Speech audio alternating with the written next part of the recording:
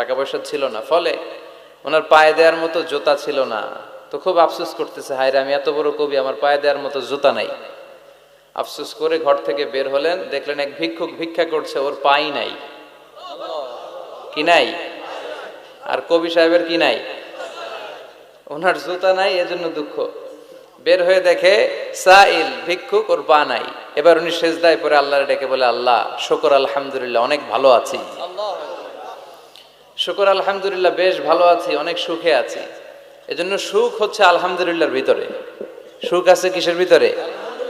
যে কোনো পরিস্থিতিতে আমরা থাকি না কেন, বিপদে আপদে, সকালে বিকালে, শীতকালে গ্রীষ্মকালে, আমরা কি পড়বো? আলহামদুলিল্লাহ পড়বো। এর কারণ চাহিদার কোনো শেষ নাই। যার আছে যত বেশি, সে চায় তত বেশি। দেখবেন যার সাইকেল আছে ও হুন্ডা চায়, চায় না? আরো নিচ থেকে যদি বলি, যার পা নাই ও চায়, আল্লাহ আমার যদি দুইটা পা থাকতো। কথা বলেন। পা নাই এরকম লোক আছে না এলাকায়? সে হেঁটে যাওয়া লোকদের দিকে তাকিয়ে থাকে, আর তার স্বপ্ন থাকে ওইটা, ইস আমার যদি পা থাকতো। হেঁটে হেঁটে হেঁটে যারা বাজারে যায়, স্কুলে যায়, কলেজে যায়, ওদের আফসোস যারা সাইকেল চালায় ওদেরকে দেখে, তাই না? সাইকেল থাকলে খুব ভালো হইতো, সাইকেল চড়ে চড়ে বাজারে যেতে পারতাম।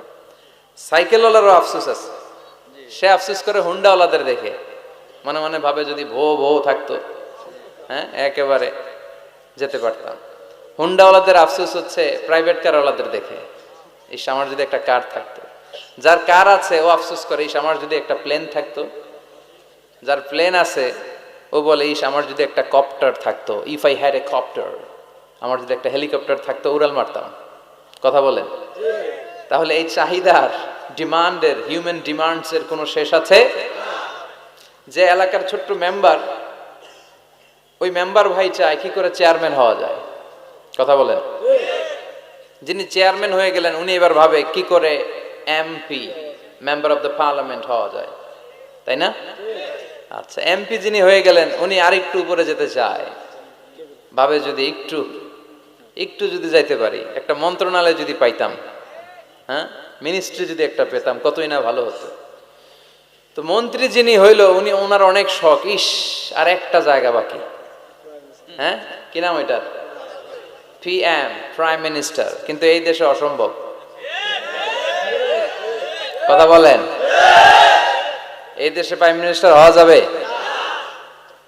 এক দুজন এদের মধ্যে ধাক্কাধাক্কি, এবং ওনাদেরকে মেনে নিতে হবে। আপনি বাঁচেন আর মরেন, ওনারাই প্রাইম মিনিস্টার। কথা বলেন। তাহলে এই কথাগুলো বলার উদ্দেশ্য হচ্ছে, হিউম্যান ডিমান্ডস এর কোনো শেষ নাই, আনলিমিটেড হিউম্যান ডিমান্ডস। এজন্য বিশ্বনবী বললেন, লাউ আন্না লিকুল্লি ইবনি আদামা ওয়াদিয়ান মিন যাহাব আহাব্বা আইয়াকুনা লাহু ওয়াদিয়ান ওয়া লা ইয়ামলা আফাহু ইল্লা তুরাব। আল্লাহ বলেন, এই বনি আদমের প্রত্যেককে যদি একটা করে স্বর্ণের পাহাড়ের মালিক বানিয়ে দেয়া হয়। কিসের পাহাড় দেখছেন জীবনে?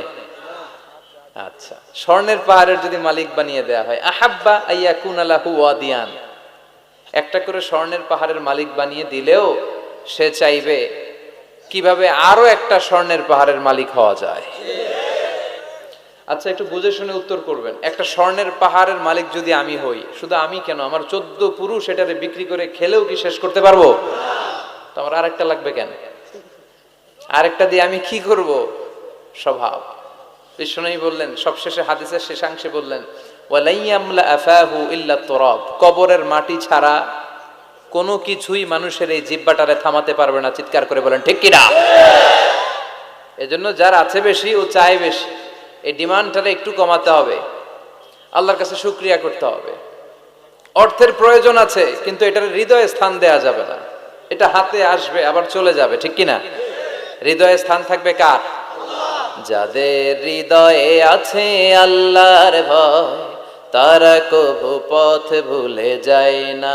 আল্লাহর প্রেম ছাড়া এই দুনিয়ায় কারো কাছে কোনো কিছু চায় না, ঠিক কিনা? মুমিনের হৃদয়ে দরদ, ভালোবাসা থাকবে একজনের জন্য। চিল্লায় বলেন তো, তিনি কে? এজন্য আমরা যেন শুকরিয়া করি, আমরা যেন অভিযোগ না করি। দেখেন, আমরা যদি জিজ্ঞেস করি, ভাই আপনি কি চান, কি লাগবে আপনার, কার কি লাগবে? একজন বলবে আমি এটা চাই, আমার এটা নাই, আমি ওইটা চাই, ওইটা চাই, কত কিছু লাগবে আমাদের। কিন্তু ঠিক এই মুহূর্তে যে লোকটা হসপিটালের বেডে শুয়ে আছে, ক্যান্সারে আক্রান্ত, ক্যান্সার যার নেই কোনো অ্যান্সার, ওরে যদি জিজ্ঞেস করেন, ও বলবে আমার কিচ্ছু লাগবে না, আমি শুধু বাঁচতে চাই। ও কি চায়? আর আমরা অনেক কিছু চাই। এজন্য আমরা শুকরিয়া করব বেশি বেশি। শুকরিয়া করলে বাড়িয়ে দেয় কে? বিশ্বনবী দোয়া করতেন, আল্লাহুম্মা জাআলনি সাবুরা ওয়া জাআলনি শাকুরা ওয়া জাআলনি ফি আইনি সাগীরা ওয়া ফি আ'য়ুনিন নাসি কাবীরা। আল্লাহ, আপনি আমারে ধৈর্যশীল বানান, আপনি আমারে শুকরগুজার বান্দা বানান। আল্লাহ, আমার চোখে আপনি আমারে ছোট বানান, গোটা বিশ্বের মানুষের চোখে আপনি আমারে বড় বানান। সবাই পড়ি আমিন। এজন্য সবসময় প্রশংসা করব কার? কম কম না বেশি বেশি? সবসময় শুকরিয়া করতে রাজি আছি তো? আল্লাহ সব সময় যেন আমরা তোমার শুকরিয়া করতে পারি, তুমি তৌফিক দাও। আরো জোরে পড়বো সবাই আমিন।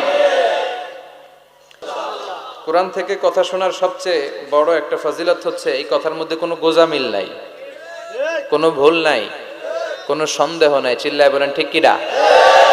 এবং কেউ কি এই কোরআনের ব্যাপারে কোনো সন্দেহ, কোনো ভুল, কোনো ইনকনসিস্টেন্সি প্রমাণ দিতে পেরেছে? পারে নাই, পারবেও না।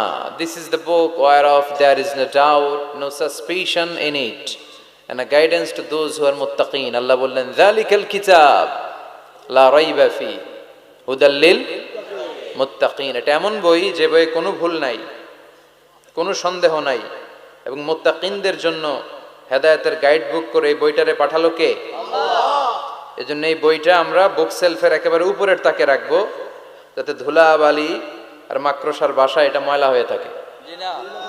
হ্যাঁ, কোথায় রাখবেন? একেবারে হাতের কাছে রাখবো, হাতের কাছে রাখবো। পৃথিবীর সবচাইতে নন্দিত এই কিতাবটা আজকে সবচাইতে বেশি নিগৃহীত, উপেক্ষিত। বুক সেলফে রাখে, তাও একেবারে উপরের তাকে, কারণ বছরে 1-2 বার কামে লাগে। কেউ মরলে, কথা বলেন, মারা গেছে, এখন সামনে বসে বসে কোরআন তেলাওয়াত করতে হবে। কোরআন এসেছে জীবিত মানুষদের জন্য। কোরআন নিজেও জীবিত কিতাব, আলোকিত করেও জীবিতদেরকে। চিল্লায় বলেন ঠিক কিনা? কিতাবুন হাই, জীবিত কিতাব, ওয়াকিং এনসাইক্লোপিডিয়া, চলমান বিশ্বকোষ। যাই জিজ্ঞেস করবেন, তথ্যের সম্ভার, তথ্য উপাত্ত আর ইনফরমেশন এই কোরআনের ভেতরে আছে না নাই? মানব সমস্যার সব সমাধান আছে। এজন্য এই বইটাকে বলা হয় দ্য প্রবলেম সলভিং মেথোডোলজি। এই কোরআন আপনার সব প্রবলেমকে সলভ করে দেয়। It's not a problem creating methodology. এটা জীবনের কোথাও সমস্যা বাধায় না। কোরআন কোথাও সমস্যা লাগায়? কথা বলেন, জট লাগায় নাকি জট খুলে দেয়? আলহামদুলিল্লাহ পড়েন। এজন্য কোরআনের সাথে যেন আমরা সম্পর্ক বাড়াই। We should increase the attachment with the holy book Quran. যতই সম্পর্ক বাড়াবেন, আপনার মর্যাদা বাড়াবে কে? আল্লাহ। সম্মানিত ভাইরা, খেয়াল করে বুঝবেন, সাইয়েদনা জিবরিল আলাইহিস সালাম এই কোরআন নিয়ে পৃথিবীতে এসেছিল, তাই তিনি হয়েছেন শ্রেষ্ঠতম ফেরেশতা। রমাদান আল মুবারকে আল্লাহ তাআলা এই কোরআনকে নাজিল করেছে, তাই রমাদান হয়েছে শ্রেষ্ঠতম মাস। বিশ্বনবীর উপর আল্লাহ তাআলা এই কোরআন নাজিল করেছেন, তাই তিনি হয়েছেন বিশ্বনবী। আমরাও যদি এই কোরআনের সাথে সম্পর্ক লাগাই, আমাদের মর্যাদাও এরকম আকাশচুম্বী করে দিবে কে? আল্লাহ। এজন্য কোরআনের সাথে অ্যাটাচমেন্ট বাড়ানোর দরকার আছে না নাই? প্রতিদিন যেন আমরা কোরআন তেলাওয়াত করি, প্রতিদিন যেন কোরআনের বঙ্গানুবাদ পড়ি। যা বলার সব বলা হয়েছে, নতুন করে আল্লাহ কিছু বলবে না। এজন্য কোরআন থেকে নূর নিয়ে যেন আমরা নিজেদেরকে আলোকিত করি। কোরআনের একটা নাম হচ্ছে নূর, একটা নাম কি?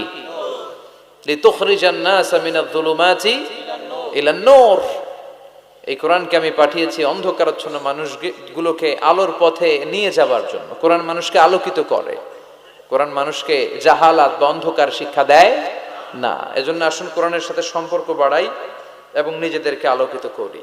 আর এই কোরআনের যেখান দিয়েই আমরা কথা শুনি না কেন, বরকত আছে না নাই? লা তুহসা আজাইবুহু ওয়ালা তাবলা গরাইবুহু ফিহি মাসাবিহুল হুদা ওয়া মানারুল হিকমা।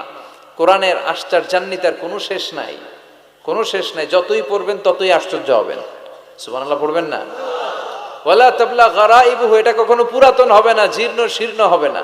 সূরা ফাতিহা যারা আমরা পড়েছি লক্ষ লক্ষ বার, যাদের বয়স 50 কিংবা 60, কত লক্ষ বার সূরা ফাতিহা পড়েছি, কোনো হিসাব আছে?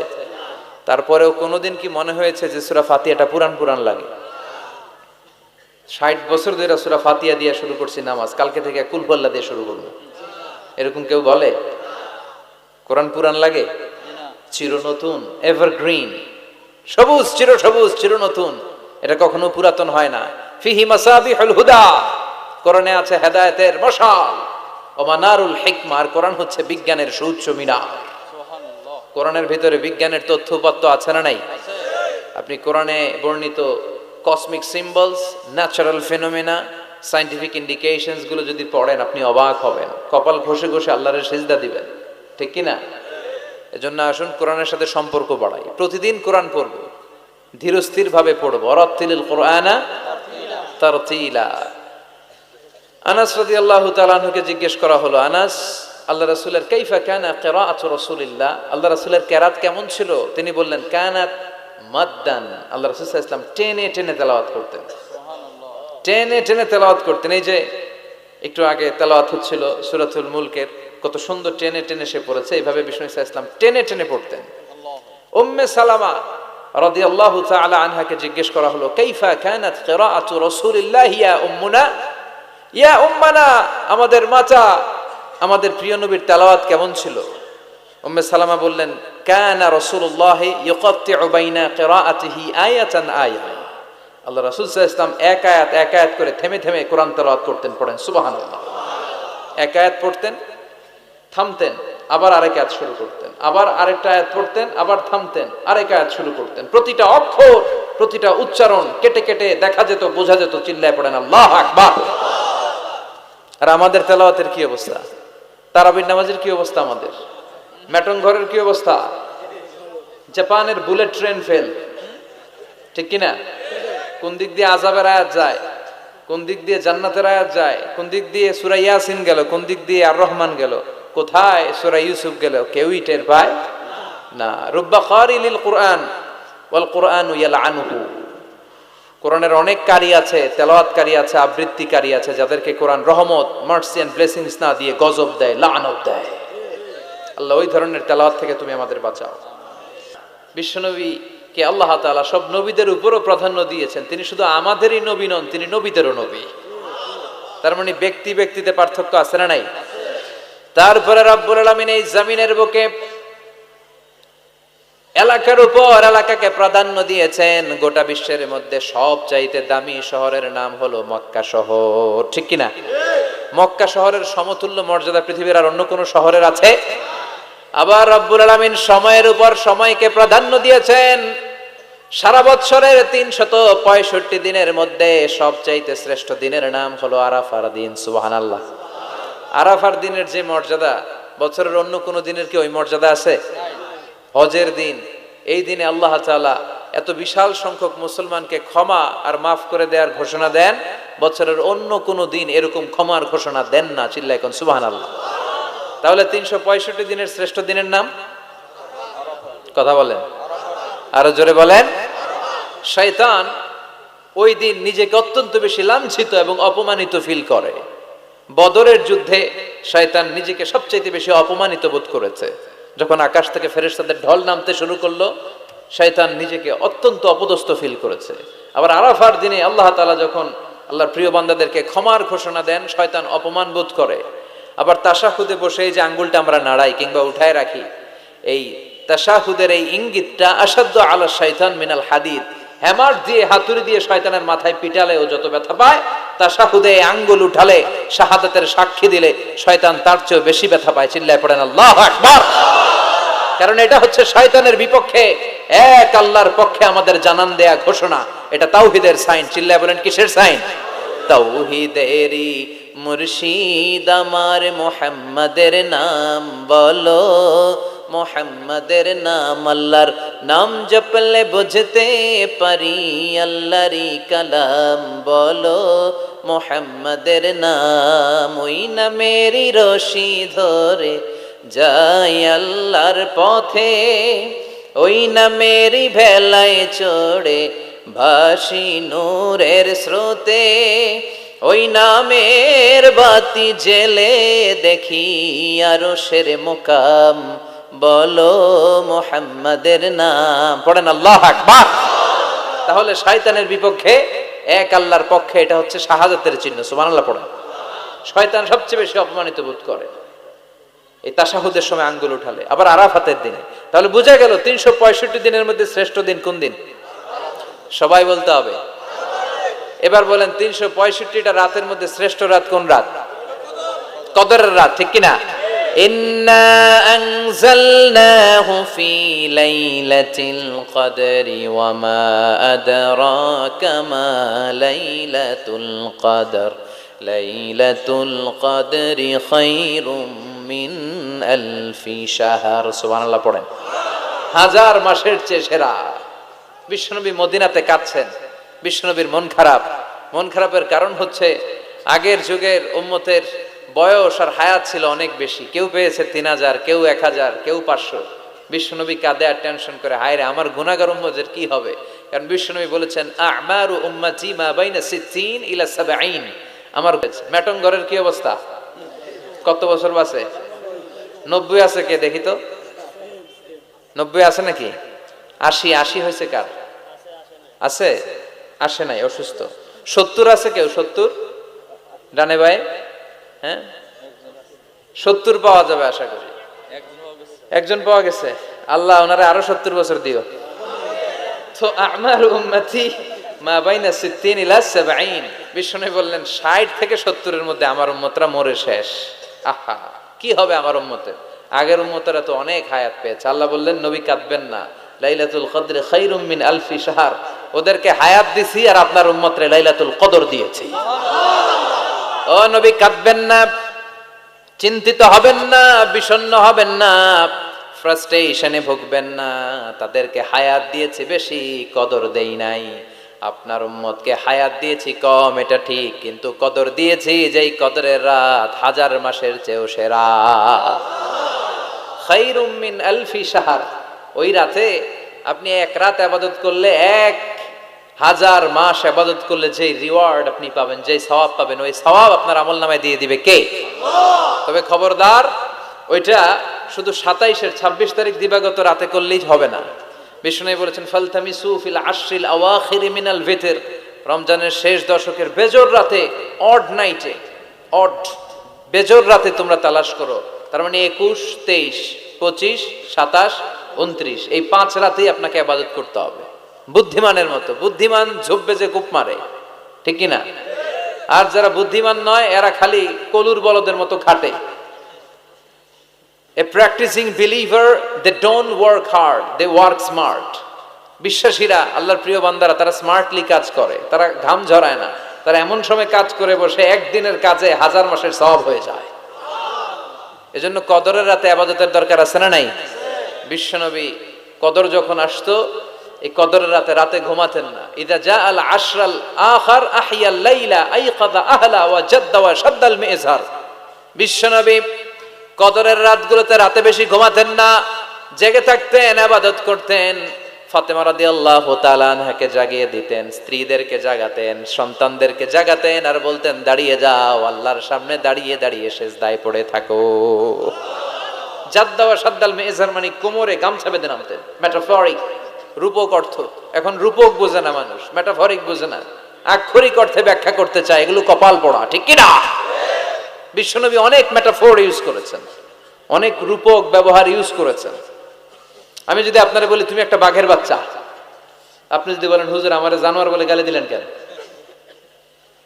আপনি যদি বলেন আপনি আমারে জানোয়ারের সাথে তুলনা করলেন, আমি তো আপনার জানোয়ার বলি নাই, আমি আপনাকে বাঘের যেমন শৌর্য বীর্য আছে, power and strength and energy আছে, ওইটার সাথে আমি কম্পেয়ার করে আপনাকে বলেছি বাঘের বাচ্চা। তার মানে আপনি জানোয়ার না, আপনি শক্তিশালী। চিল্লা এখন ঠিক কিনা? কপাল পড়া এগুলো বুঝতে চায় না। আল্লাহ তুমি হেদায়েত দাও। তার মানে কদরের রাতে বেশি বেশি ইবাদতের দরকার আছে না নাই? আমরা পেলাম 365 দিনের মধ্যে শ্রেষ্ঠ দিন। কথা বুঝে নাই বোধহয়। 365 রাতের মধ্যে শ্রেষ্ঠ রাত, 12 মাসের মধ্যে শ্রেষ্ঠ মাস, শাহরু রমাদান আল্লাযী উনজিলা ফীহি। তার মানে 365 দিনের মধ্যে আরাফার দিন সেরা, 365 রাতের মধ্যে কদরের রাত সেরা, 12 মাসের মধ্যে রমজান মাস সেরা। তাই বিশ্বনবী বললেন সপ্তাহের 7টা দিনের মধ্যে জুমার দিনটা হলো সেরা। কামা ফাদ্দালা জামানান আলা জামান, আল্লাহর সুন্নাত হচ্ছে আল্লাহ সময়ের উপর সময়কে প্রাধান্য দেন, দিনের উপর দিনকে প্রাধান্য দেন। সুবহানাল্লাহ পড়েন। তাহলে যেই সূরাটা নিয়ে আমরা বসেছি, সূরাটার নাম সূরাতুল জুমআহ। বিশ্বনবী বলেন এটা শ্রেষ্ঠ দিন, সাইয়্যিদুল আইয়াম ফিল উসবু'। সপ্তাহের যে 60টা দিন আছে, এই 60টা দিনের মধ্যে শ্রেষ্ঠ দিন। সুবহানাল্লাহ পড়েন। এর কারণ কি? এতগুলো দিন থাকতে জুমার দিনের এত ফজিলত কেন? কারণ এই দিনে আল্লাহ তাআলা ফিহি খালাকাল্লাহু সাইয়্যিদানা আদম আলাইহিস সালাম, এই দিনে আল্লাহ তাআলা আদম আলাইহিস সালামকে তৈরি করেছেন। ফিহি আহবাতাল্লাহু তাআলা আদম মিনাল জান্নাহ ইলাল আরদ, এই দিনে আল্লাহ তাআলা সাইয়্যিদানা আদমকে জান্নাত থেকে দুনিয়ায় পাঠিয়েছেন। আল্লাহু আকবার। ফিহি তাকাব্বালাল্লাহু তাওবাতা আদম, এই জুমার দিনে আল্লাহ সাইয়্যিদানা আদম আলাইহিস সালামের তওবা কবুল করেছেন। ফিহি কুবিদা রূহু আদম, এই জুমার দিনে আল্লাহ তাআলা সাইয়্যিদানা আদম আলাইহিস সালামের রূহ কবজ করবেন। ওয়ালা তাকুমু সাআতু ইল্লা ফি ইয়াউমিল জুমআ, আর জুমার দিন ছাড়া কিয়ামত অনুষ্ঠিত হবে না। তাহলে জুমার দিনের আলাদা স্পেশালিটি আছে না নাই? আবার বিশ্বনবী জুমার দিনকে লক্ষ্য করে বললেন, আল জুমআতু ইলাল জুমআ কাফফারাতুন লিমা বাইনাহুমা, এক জুমা থেকে আরেক জুমার মাঝখানে যে 60টা দিন আছে, জুমার কারণে 7 দিনে যে গুনাহগুলো হয়, গুনাহগুলো জড়িয়ে দেয় কে? রজব শাবানে বরকতে দাও, রমজান মাসে গুনাহ ঝড়াও, সপ্তাহ জুড়ে তুমি বরকতে দাও, জুমার দিনেতে গুনাহ ঝড়াও, রজব শাবানে বরকতে দাও, রমজান মাসে গুনাহ ঝড়াও। পড়েন আমিন। এই জুমার মাধ্যমে বিগত সপ্তাহের গুনাহগুলোকে ঝরিয়ে আপনার নিষ্পাপ করে দেয় কে? আল্লাহ। আর রমজানের মাধ্যমে বিগত 1 বছরের গুনাহ মাফ করে দেয় কে? আল্লাহ। এজন্য বিশ্বনবী রমাদান আল মুবারাক আসার 2 মাস আগ থেকেই নিজেকে প্রিপেয়ার করতেন, প্রস্তুত করতেন। রজব থেকেই তিনি দোয়া করতেন, আল্লাহুম্মা বারিক লানা ফি রজব ওয়া শাবান ওয়া বাল্লিগনা রমাদান। আল্লাহ তুমি রজব শাবানে বরকত দাও, রমজান মাসে আমাদেরকে পৌঁছিয়ে দাও। পড়েন আমিন।